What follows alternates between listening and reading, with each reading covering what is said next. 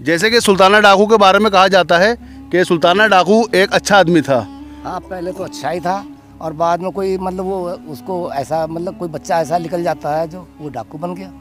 उन गरीबों को सताया नहीं, मालदार को छुड़ा नहीं। सुल्ताना तो एक बहुत ही बढ़िया आदमी था, नेक था और गरीबों की लड़कियों की शादी करता था, लड़कों की शादी करता था, तमाम परेशान हाल को वो मदद पहुंचाता था। क्यों अंग्रेजों का थोड़ा है आखिला है ये तोप से यहाँ पर अंग्रेजों ने छोड़ा है इधर भी तोप का गोला मारा टूट गया था। यहाँ अंग्रेजों के ज़माने में वो उसको एडजस्ट कराया गया था, उसके परिवार को ही उद्योग दिया गया था उन्हें काम धंधे के लिए।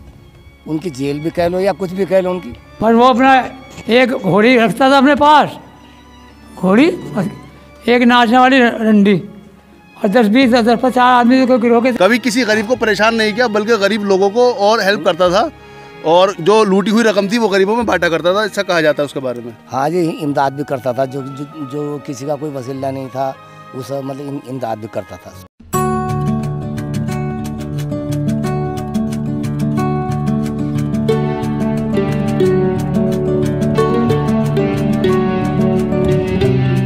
हेलो दोस्तों, कैसे हैं आप लोग? स्वागत है आपका हमारे आज के इस नए व्लॉग में। तो मेरे पीछे का बैकग्राउंड देख के आप लोग सोच रहे होंगे कि आज हम किस जगह पर हैं। तो आज हम आए हैं नजीबाबाद में, जो कि बिजनौर ज़िले में पड़ता है। और मेरे पीछे आप लोग देख रहे हैं, ये है डाकू सुल्ताना का मशहूर किला, जो कि नजीबाबाद में पड़ता है। वैसे तो ये किला नवाब नजीबुद्दौला ने बनवाया था, लेकिन ये किला जो फेमस हुआ वो सुल्ताना डाकू का नाम जुड़ने के बाद हुआ। इतिहास का ये पहला ऐसा किला है जो इसके बनवाने वाले के नाम से मशहूर नहीं हुआ था, लेकिन जो इस किले के अंदर रहा डाकू सुल्ताना, तो उसके नाम से ये किला फेमस हुआ। नवाब नजीबुद्दौला ने ये किला बनवाया था और जिस समय ब्रिटिश सरकार की हुकूमत थी इंडिया में, तो अंग्रेज़ों ने इस किले पर हमला किया था और तोपों से इस किले के परखच्चे उड़ा दिए थे उस समय में। तो नवाब को और उनकी पूरी फैमिली को अंग्रेज़ों ने ख़त्म कर दिया था। जब सुल्ताना डाकू को ये पता चला कि नजीबाबाद में एक किला ऐसा बना हुआ है जो कि सुनसान है और वहाँ कोई नहीं रहता है, तब सुल्ताना डाकू ने और उसके साथियों ने इस किले में अपना अड्डा बना लिया था और यहीं से रहकर वो अंग्रेज़ों के ऊपर छापेमारी करते थे और उनके जो काफ़िले यहाँ से देहरादून के लिए जाते थे उनको लूट लिया करते थे। वैसे तो सुल्ताना डाकू के नाम का आगे डाकू शब्द लगा हुआ है, लेकिन अगर उसे आप डाकू ना कहें तो उसे आप हिंदुस्तान का रॉबिन हुड कह सकते हैं, क्योंकि अपनी पूरी ज़िंदगी में कभी भी सुल्ताना डाकू ने किसी गरीब इंसान को ना तो लूटा और ना ही किसी गरीब को सताया। वो अपने आप को स्वतंत्रता संग्राम सेनानी समझता था और उसका युद्ध केवल अंग्रेज़ों से था या अंग्रेज़ों के जो ज़मींदार लोग हुआ करते थे, जो गरीबों को लूटा करते थे या उनका खून चूसा करते थे या उनका पूरी मेहनत का हक उन्हें नहीं दिया करते थे, तो केवल उन लोगों से वो लूटा करता था और जो गरीब लोग हुआ करते थे तो लूट का माल उनमें बांटा करता था। तो ये किले का मेन एंट्री गेट है और यही रास्ता होता था मेन प्रवेश द्वार। और आप ये दीवारें देख रहे हैं, बहुत मजबूत दीवारें हैं इस किले की और यहाँ आपको दिखाएंगे कितने बड़े बड़े पत्थर लगे हुए हैं इन दीवारों में। तो आइए करीब से दिखाते हैं आपको इस किले को। तो आप ये मेरे पीछे खंडरनुमा जो गेट देख रहे हैं, किसी ज़माने में नवाब नजीबुद्दौला का किला हुआ करता था और इसी किले में सुल्ताना डाकू ने अपना अड्डा बनाया था। और ये आप किले का द्वार देख रहे हैं, मुख्य प्रवेश द्वार है इस किले का। और यहाँ पर कभी मजबूत लकड़ी के गेट हुआ करते थे, लेकिन जिस समय अंग्रेज़ों ने यहाँ पर हमला किया था तो तोपों से वो गेट उड़ा दिए थे और आज यहाँ पर कुछ नहीं है। तो आइए अंदर से आपको दिखाते हैं थोड़ा सा और किला ही।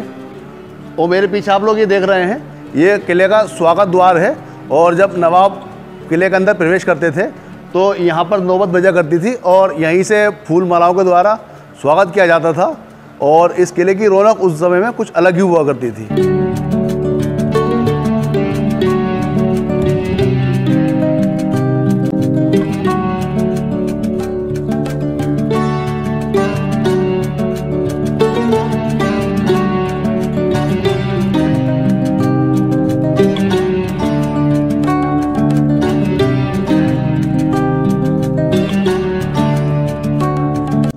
ये किला 200 बीघे में बना हुआ था। आज इस किले के अंदर कोई भी इमारत शेष नहीं बची है, केवल इसके चारों तरफ की बाउंड्री ही बाकी है। और आप देख रहे हैं कि इस किले का रख रखाव आज के दौर में नहीं है। यहाँ बच्चे क्रिकेट खेल रहे हैं और इधर आप देख रहे हैं किले के अंदर जूस का ठेला लगा हुआ है और यहाँ जूस बिक रहा है, लोग टहल रहे हैं, घूम रहे हैं, कोई फ़ोटो खिंचवाने के लिए आ रहे हैं। लेकिन यहाँ इस किले का रखरखाव नहीं है। अगर सरकार इस तरफ ध्यान दे और इस किले का टिकट लगा दिया जाए, क्योंकि यहाँ पर घूमने आने वाले लोग काफ़ी ज़्यादा हैं और काफ़ी दूर दूर से लोग आते हैं यहाँ घूमने के लिए, तो सरकार की भी अच्छी आमदनी होगी और इस किले का रखरखाव भी अच्छा होगा। ये ऊपर जाने का रास्ता है, लेकिन इसको बंद कर दिया गया है और इसमें आप देख रहे हैं पहले यहाँ पर कोई गेट नहीं था, ये गेट नए लगे हैं और इसमें ताला लगा दिया गया है। यहाँ किले की दीवार में एक गुप्त रास्ता बना हुआ है और वो रास्ता इसीलिए यूज़ किया जाता था कि अगर अचानक से नीचे आना है, उतरना है, तो किस तरीके से वो सुरंग इस्तेमाल में ली जाती थी। तो आइए हम आपको करीब से ला करके दिखाते हैं। यहाँ पर ये रास्ता उस समय में ऊपर से नीचे आने के लिए इस्तेमाल किया जाता था और ये रास्ता इमरजेंसी के लिए था कि अगर गेट का रास्ता बंद है या उधर दुश्मन खड़ा हुआ है और आप गुप्त रूप से नीचे आना चाहते हैं, तो इस सुरंग के ज़रिए आप नीचे आ सकते हैं और दुश्मन को पता भी नहीं चलता कि आप नीचे आ चुके हैं। लेकिन फ़िलहाल यहाँ देखिए आप कितना कूड़ा कचरा पड़ा हुआ है और इसकी हालत बहुत ही ज़्यादा ख़राब हो चुकी है। ये सीढ़ियाँ हैं हमारे पीछे और ये रास्ता किले के ऊपर लेकर के जाता है हमें। तो चलिए इसके ऊपर चलते हैं।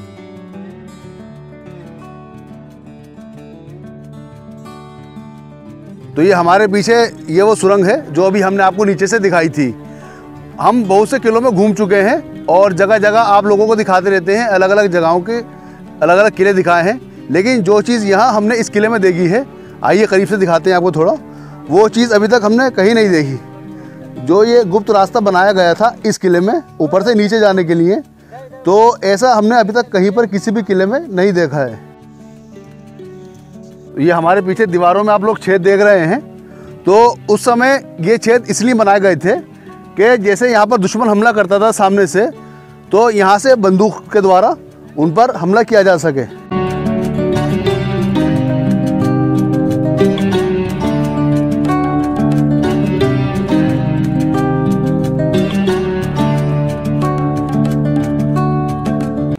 ये वही रास्ता यहाँ पर आकर के निकल रहा है। जो गेट हमने आपको नीचे दिखाया था कि ये गेट बंद था, तो यहाँ पर भी वैसा ही ये गेट लगा हुआ है और वही रास्ता यहाँ आ रहा है। तो चलिए यहाँ चल के देखते हैं कि रास्ता बंद है या खुला हुआ है।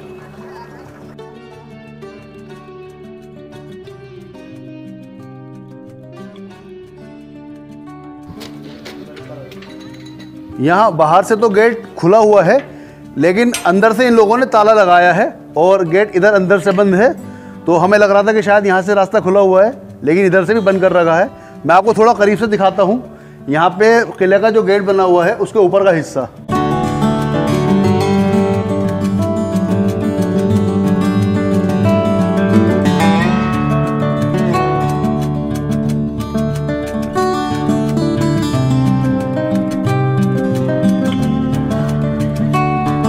सुल्ताना डाकू ने 17 साल की उम्र से ही अपना गिरोह बना लिया था और 17 साल की उम्र में ही वो डाकू बन गए थे।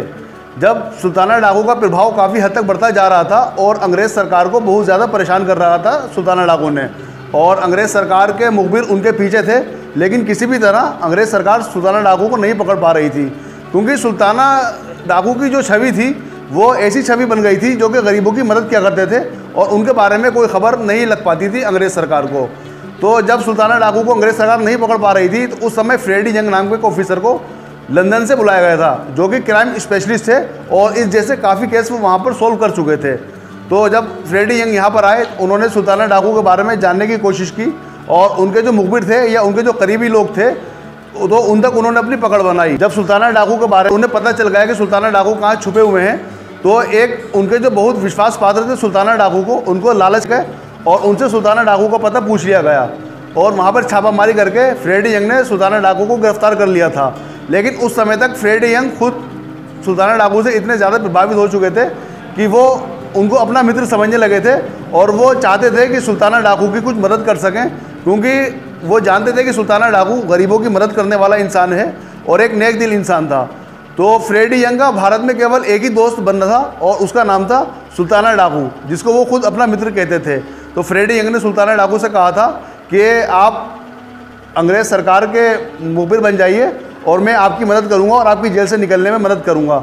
लेकिन सुल्ताना डाकू ने उनके इस प्रस्ताव को ठुकरा दिया था और फ्रेडी यंग से उन्होंने कहा था कि मेरा एक बेटा है और उसको आप लंदन ले जाकर उसकी परवरिश कीजिए और उसको एक अच्छा इंसान बनाइए। मैं नहीं चाहता कि मेरा बेटा भी बड़े होकर एक डाकू बने। तो फ्रेडी यंग उनके बेटे को अपने साथ लंदन ले गए थे और वहाँ जाकर उन्होंने एक उसको पुलिस अधिकारी बनाया था।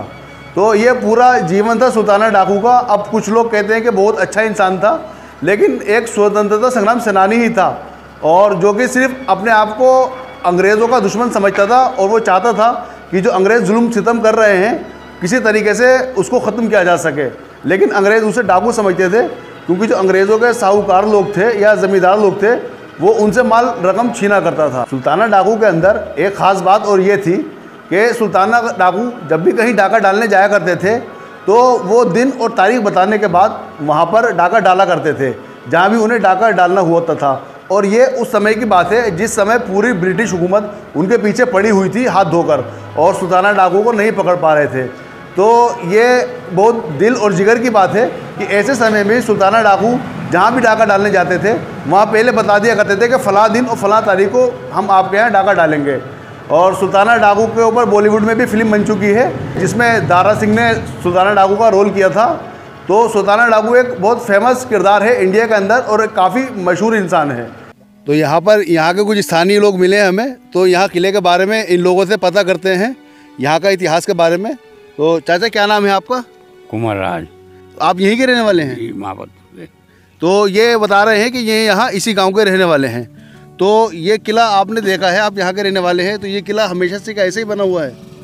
और जब से हम साहब आन जान लगे हमने तो ऐसे देखा है। तो पहले कहा जाता है कि यहाँ पर डाकू सुल्ताना रहा करता था, तो इसके बारे में आप क्या जानते हैं? वो उस तो हमारी आज से पहली बात है सर, क्योंकि काफ़ी समय की बात हो चुकी है। 1923 के समय की बात है जिस समय सुल्ताना डाकू यहाँ पे रहा करता था। तो चाचा तो उस समय नहीं होंगे, उस समय के लोग आज नहीं मिलेंगे देखने के लिए। तो एक और चाचा है हमारे पास। क्या नाम है चाचा आपका? ये विक्रम सिंह हैं। आप भी यहीं के रहने वाले हैं? तो ये भी यहाँ इसी गांव के रहने वाले हैं। तो यहाँ डाकू सुल्ताना सिंह रहा करता था, उसके बारे में आपको क्या पता है? यहाँ अंग्रेज़ों के ज़माने में उसको एडजस्ट कराया गया था, उसके परिवार को ही उद्योग दिया गया था उन्हें काम धंधे के लिए। उनकी जेल भी कह लो या कुछ भी कह लो उनकी। जैसे कि सुल्ताना डाकू के बारे में कहा जाता है कि सुल्ताना डाकू एक अच्छा आदमी था। हाँ, पहले तो अच्छा ही था और बाद में कोई मतलब वो उसको ऐसा मतलब कोई बच्चा ऐसा निकल जाता है जो वो डाकू बन गया। उन गरीबों को सताया नहीं, मालदार को छुट्टा नहीं। सुल्ताना डाकू के बारे में ये बात बहुत फेमस है कि कभी भी उसने किसी गरीब को नहीं लूटा था। और उसके बारे में ये कहा जाता है जो ज़मींदार लोग थे जो अंग्रेज़ों के लिए काम किया करते थे उन लोगों को लूटा करता था। वो कभी किसी गरीब को परेशान नहीं किया बल्कि गरीब लोगों को और हेल्प करता था और जो लूटी हुई रकम थी वो गरीबों में बांटा करता था, ऐसा कहा जाता है उसके बारे में। हाँ जी, इमदाद भी करता था। जो किसी का कोई वसीला नहीं था वो सब मतलब इमदाद भी करता था। सुना है, देखो हम थे तो नहीं, जब बात तो ये लगभग 100 साल पुरानी है, उस समय का तो आज कोई व्यक्ति शायद नहीं मिलेगा। लेकिन उसके बारे में फेमस यही है कि गरीब लोगों की मदद करता था और अंग्रेज़ों से सबसे ज़्यादा दुश्मनी रखता था क्योंकि वो अपने आप को स्वतंत्रता संग्राम सेनानी समझता था और अंग्रेज़ों से ही उसकी दुश्मनी थी। ये जो थो 900 साल हुकूमत कर गए, ये मुगलों के ज़माने का बना हुआ है किला पुराना।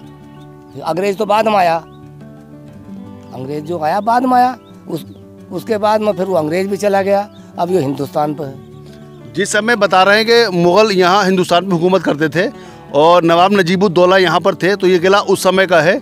और ब्रिटिश पीरियड में अंग्रेज़ों ने यहाँ इस किले पर हमला किया था और इस किले को आप देख रहे हैं जैसी यहाँ की हालत है, इसको पूरी तरीके से तबाह और बर्बाद कर दिया इस किले को। और उसके बाद जिस तरीके से बता रहे हैं कि सुल्ताना डाकू को यहाँ अंग्रेज़ों ने रखा या वो यहाँ खुद आकर रहे थे और काफ़ी समय तक यहाँ से रहकर अंग्रेज़ों से लड़ाई की थी उन्होंने, सुल्ताना डाकू ने। तो चाचा यहाँ इस किले की ऐसी ख़राब हालत हो रही है, तो इसके बारे में कुछ यहाँ मदद भी आती है सरकार की? सरकार की मदद आती है, बस जितनी भी आती है वो इसमें लग जाती है। कुछ लोग अपने चाय पानी कर ही लें। हाँ, अभी यहाँ हमें बारे में पता चला था कि कई करोड़ रुपए की ग्रांट सरकार ने दी थी इस किले के रखरखाव के लिए और यहाँ मरम्मत के लिए। तो कुछ काम हुआ था क्या यहाँ पर? नहीं, काम हुआ था, थोड़े थोड़े काम होते रहते हैं, पर यो पता नहीं कि कितनी रकम आती है कितनी नहीं आती, हमें मतलब क्या। लेकिन जितना ग्रांट आती है यहाँ पर कहा जाता है, यहाँ कई लोगों से और हमारी बात हुई, उन्होंने बताया था कि जैसे कि मान लीजिए सरकार ने 1 करोड़ रुपए भेजा तो उसमें से 5-10 लाख खर्च होता है, बाकी कहाँ चला जाता है उसके बारे में कुछ पता नहीं चल पाता। तो चाचा आपका बहुत बहुत धन्यवाद हमसे बात करने के लिए। और कुछ बताना चाहेंगे? बस धन्यवाद आपका। तो यहाँ पर कुछ और स्थानीय लोग हैं और ये चाचा बैठे हुए हैं, एक चाचा और मिले हमें। जी जी। और ये काफ़ी उम्रदार लोग हैं, तो इनसे पूछते हैं कि शायद यहाँ के बारे में कुछ जानकारी है। चाचा, जैसे बताया जाता है किला नवाब नजीबुद्दौला ने बनवाया था जी, और सुल्ताना डाकू काफ़ी समय तक यहाँ रहे थे, तो उनके बारे में क्या जानते हैं आप? सुल्ताना तो एक बहुत ही बढ़िया आदमी था, नेक था, और गरीबों की लड़कियों की शादी करता था, लड़कों की शादी करता था, तमाम परेशान हाल को वो मदद पहुंचाता था। वो बहुत बढ़िया आदमी था। लगभग ये बात 100 साल पहले की बात है, जिस समय सुल्ताना डाकू यहाँ पर रहे थे।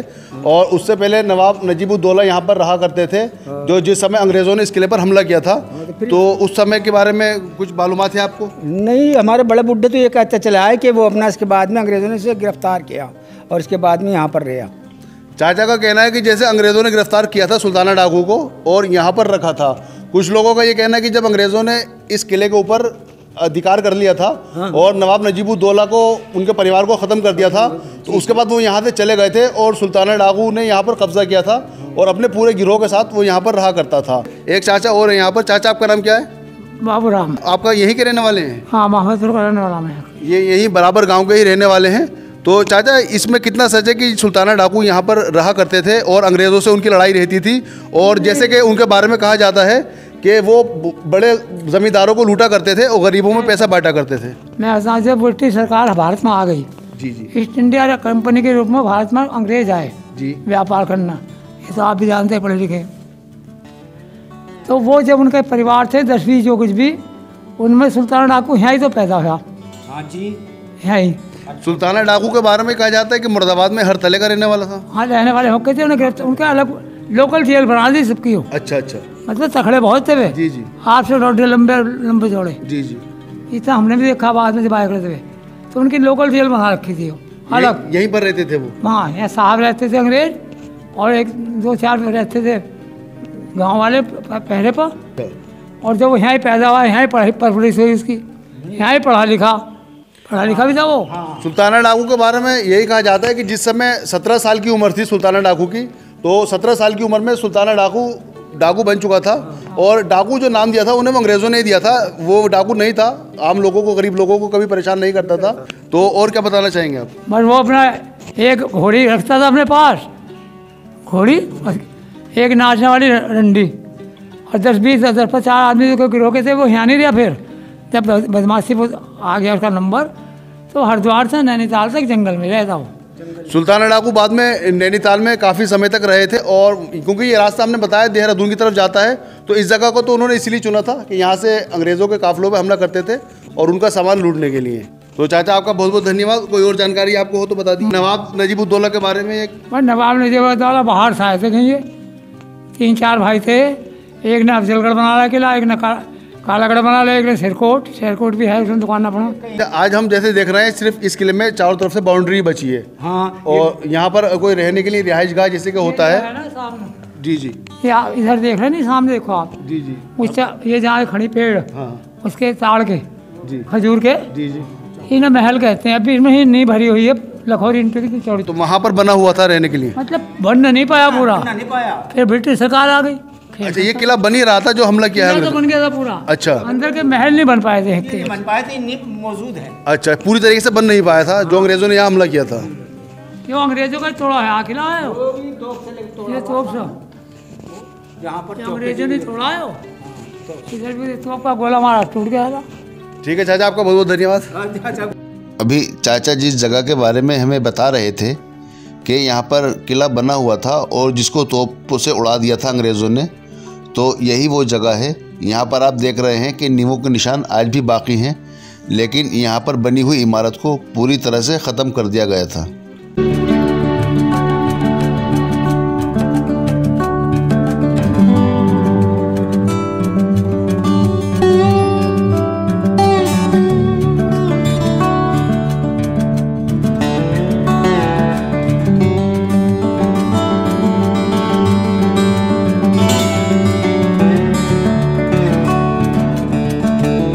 तो दोस्तों, आज के इस व्लॉग में इतना ही। आपको हमारा ये व्लॉग कैसा लगा प्लीज़ कमेंट करके ज़रूर बताइएगा।